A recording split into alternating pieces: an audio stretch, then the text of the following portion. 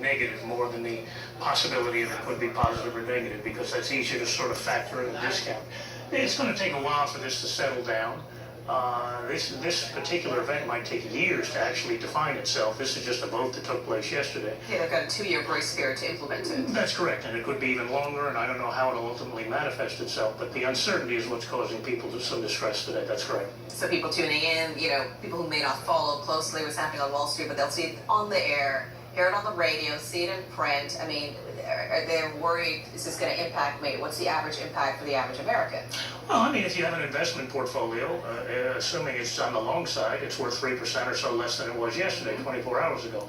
It's just important. 500 points sounds like a lot. You have to put it in the spectrum of a Dow that was almost 18,000. 20 some odd years ago, or 30 years ago in 1987, it dropped 500 points, and it was only 2,200 to start with. The other thing that investors should remember is that if you have a well thought out investment program that either you've developed yourself or with a professional, there's nothing that's taken place in the last 24 hours, in my view, that would cause me to alter that program. But if you look at your 401k and you go, I'm relying on that to retire, and you see it today, it's like, You have 97 cents of every dollar that you had yesterday. That's correct, which is a tough thing to stomach. But again, if you're relying on it to retire, unless you're right around the corner from retirement, there'll be good days ahead too. That's the nature of markets. Okay, so could we expect to see the same thing next week, or do you think this will reverse and then the market will go back up? You know, the truth is, I don't have the vaguest idea. It's equally truthful to tell you that nobody else does either. But 1 day, 2 days a week shouldn't be the basis for an investment program. What I would expect is that you would continue to see some volatility. It could be positive, it could be negative. But viewers should realize this is very different from 8 years ago. I've had a lot of people ask me about that, and I'm really quite categorical about that. 8 years ago was an economic event. This is a political event that clearly has some economic consequences. Very different from 2008.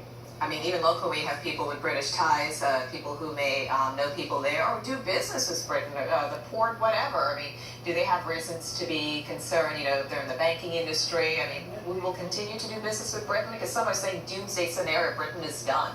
Yeah, no, Britain is not done. Britain's been around longer than the United States has been around. I think some of these things will have to reshape, reform themselves. Britain isn't done. I would think relationships will continue. And right now, if you're going to London on a vacation, it's cheaper than it was otherwise because of the drop in the pound.